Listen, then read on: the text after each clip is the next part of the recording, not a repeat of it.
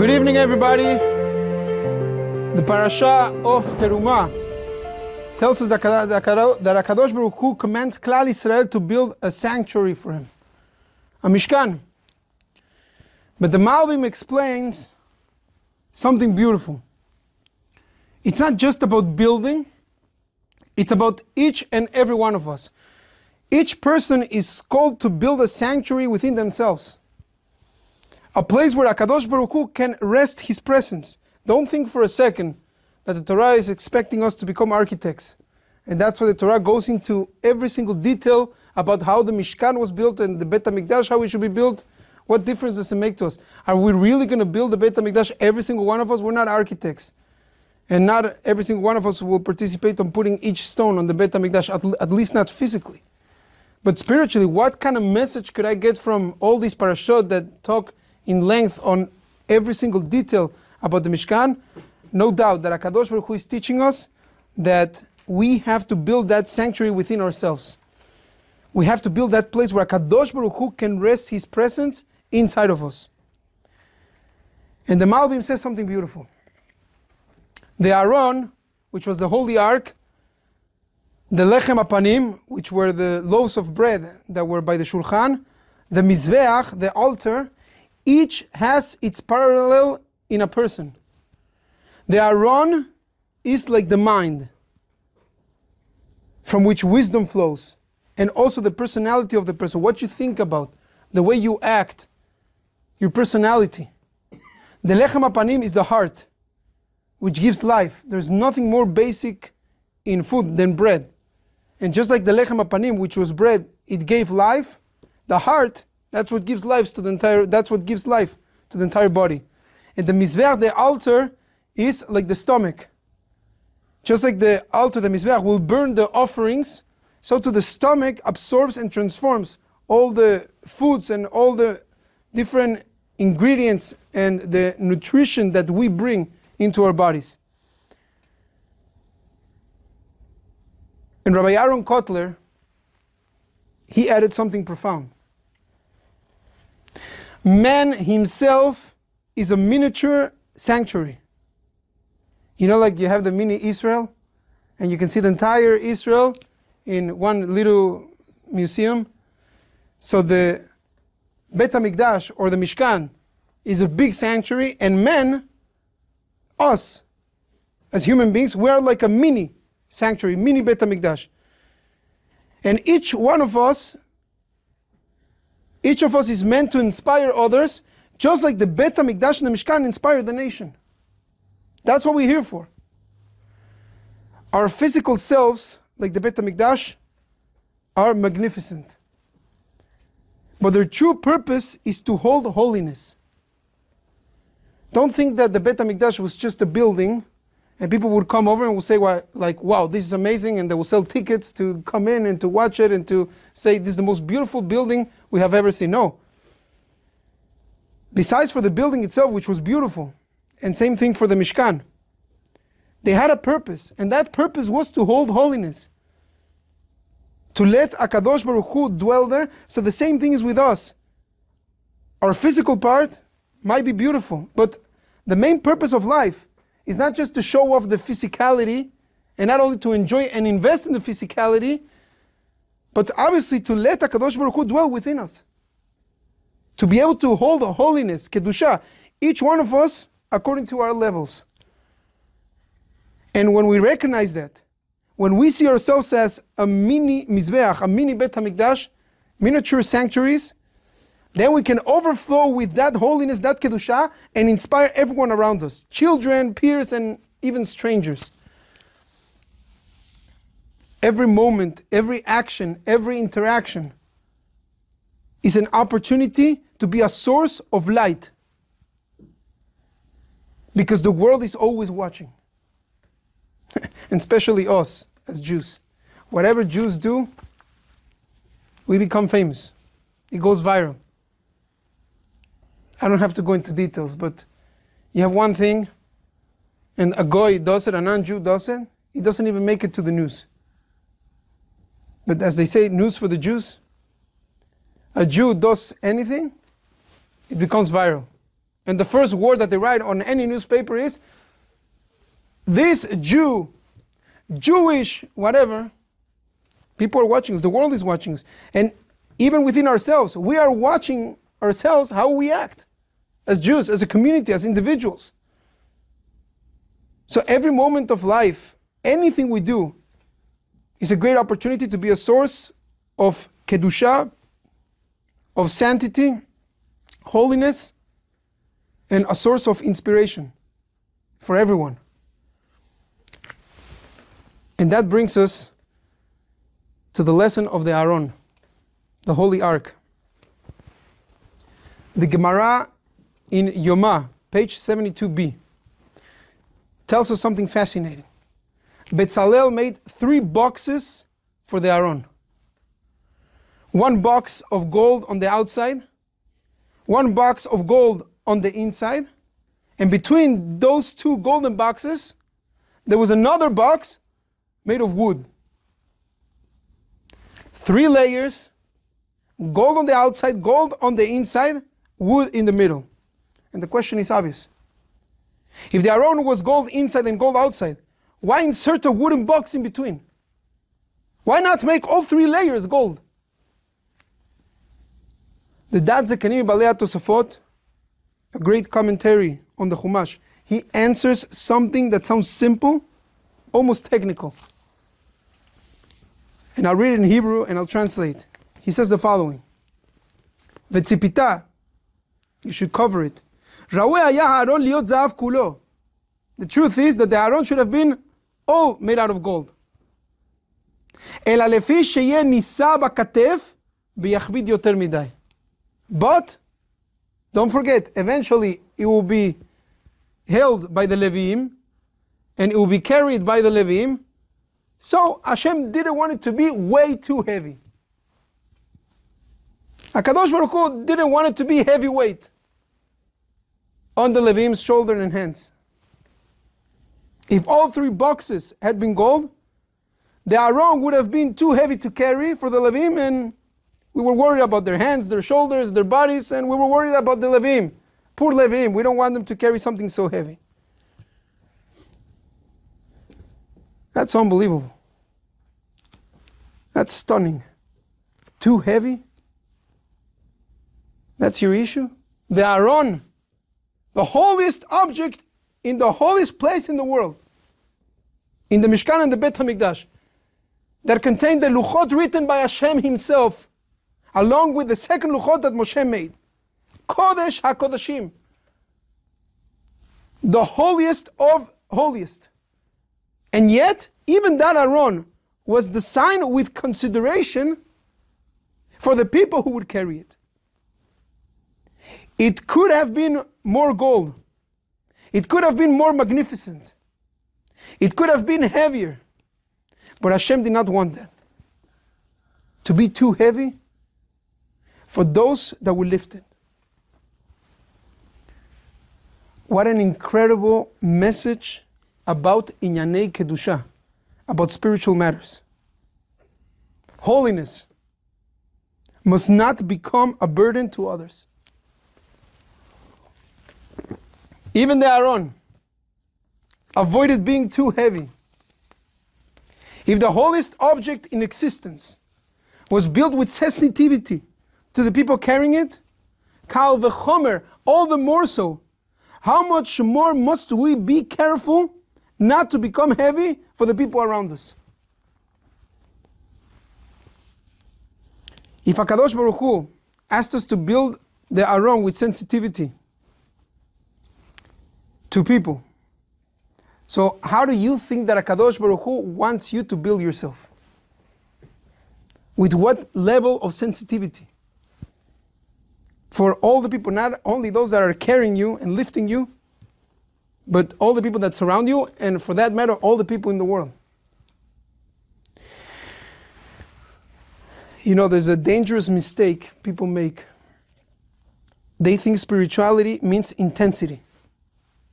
More rules, more stringency, more gold. In Yiddish they say, frumer. I should be more frum. But if your spirituality makes you difficult to live with, if it makes you impatient, if it makes you judgmental, if it makes you a person that makes his family feel small, then there's something wrong. Because Aaron teaches us that the holiness that crushes others is not holiness. It is ego wrapped in gold. You know, people ask me, how did your parents react when you decided to become religious? I grew up being not religious at all. And then all of a sudden, this Michigan, this crazy child that was supposed to be a professional soccer player for the Monterey team, Baruch Hashem, I didn't do that because they're doing terrible, Monterey. So I'm glad that I'm here in Aish, San Diego. But you know, this little kid that he was successful playing soccer, playing the drums, good musician. He was good with the friends, hanging out, popular guy. Why in the world would this guy all of a sudden become religious? Okay, so every kid has their own meshigas, their own crazy decision in life. But after I decided to become religious, and after they saw that it was for real, so what was their reaction? I'm never going to forget. My mom, she should live and be well. She looked at me and she said, Samy, let your level of religious Jew never affect our relationship. Never allow your frumkeit, your level of how religious you want to become, never allow that to affect your connection with me, obviously your father, your siblings, and the rest of the family. Now, if you call my mother nowadays and you ask her, do you feel that your son really, because he became more religious, and I'm a rabbi, by the way, don't forget that. Do you believe or do you think that your son, because he became more religious, he kind of disconnected from you? He stopped talking to you? Did he stop kissing you, hugging you? Did he stop acting like a son that loves you and makes you a proud mother? I can bet you that my mom will tell you, and I've heard this from her, I couldn't be prouder of my son, Samy. And if there's a son that calls me all the time, and he's always in touch with me, you're not going to believe this. When I went to Chicago, and this is a great opportunity to share this because Baruch Hashem, Natan Tzvi, he got accepted in yeshiva. When I went to Chicago, I was exactly his age. You're going to be a bit older, my dear son. You're going to be 14. The first time I went, I wasn't even 14 yet. I was 13, turning 14. And I was a very, very, very young boy. I remember my mother. She used to ask me that I should forgive her, that she's not coming to the airport with me, and that my father is taking me all the way to the airport because it was too hard for her to see such a young boy leaving, going to Chicago. So she's like, I'm sorry, Samy. I would love to come to the airport, but I can't. It's too hard for me. So your father will take you to the airport. So trust me, my relationship with my mother is flawless, unbelievable.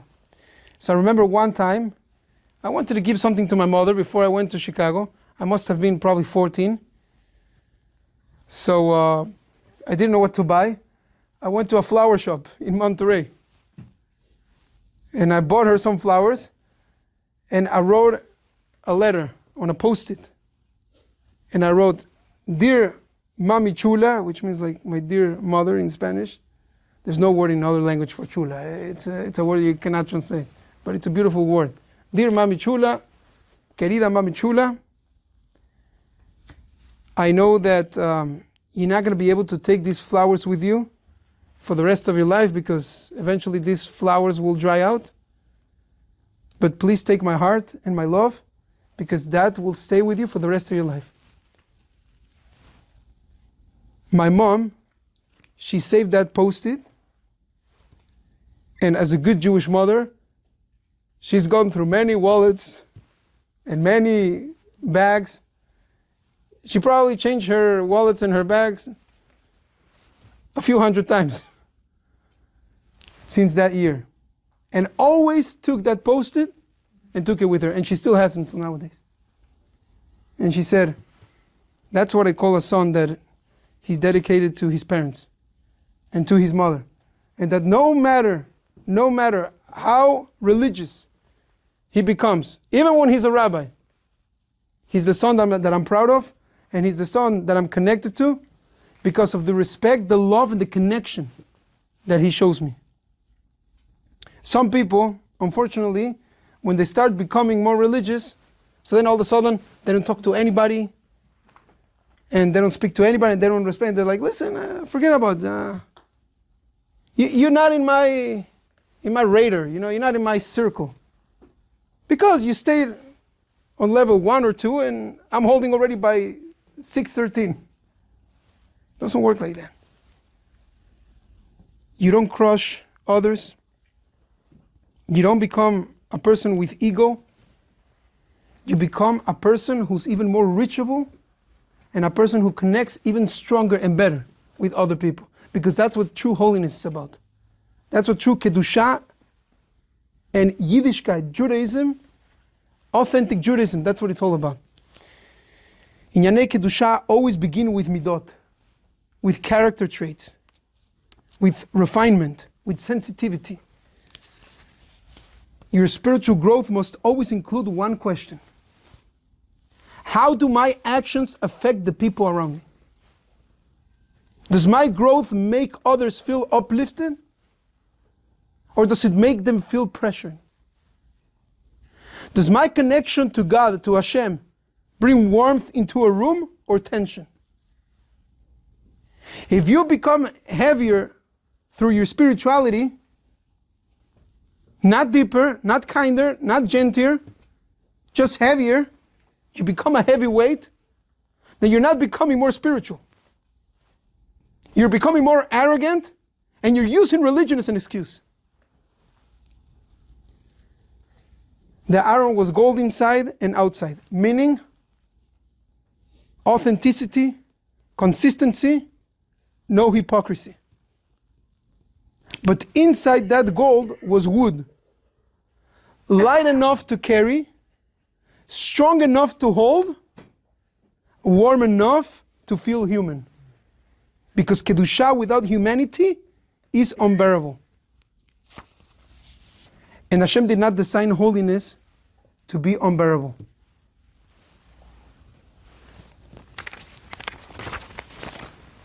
There is nothing more attractive than a positive personality.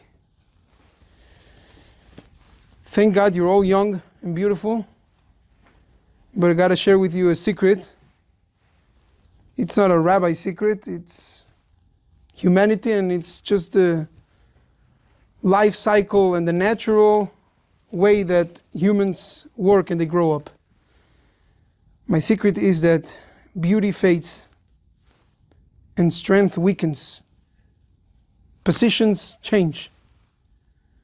But a refined character, it becomes more beautiful with time.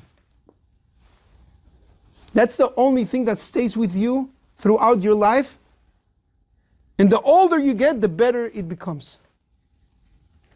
So when you grow spiritually, grow in a way that makes people want to be near you.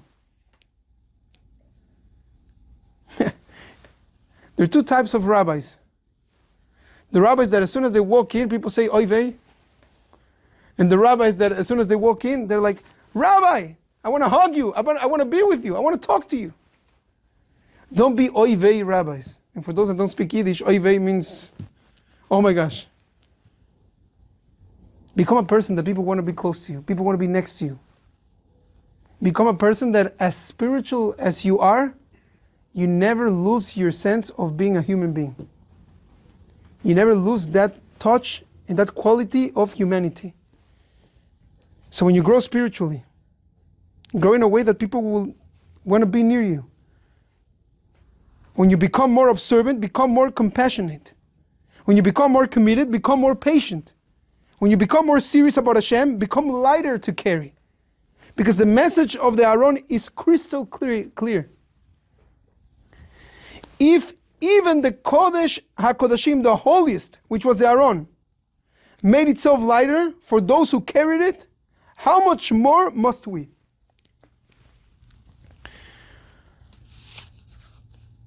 This is a very powerful message that we should all take into consideration, and we should take it to heart, because this is something that applies to every single one of us, and we should apply it in our daily lives. Crystal clear message. Be gold on the outside, be gold on the inside.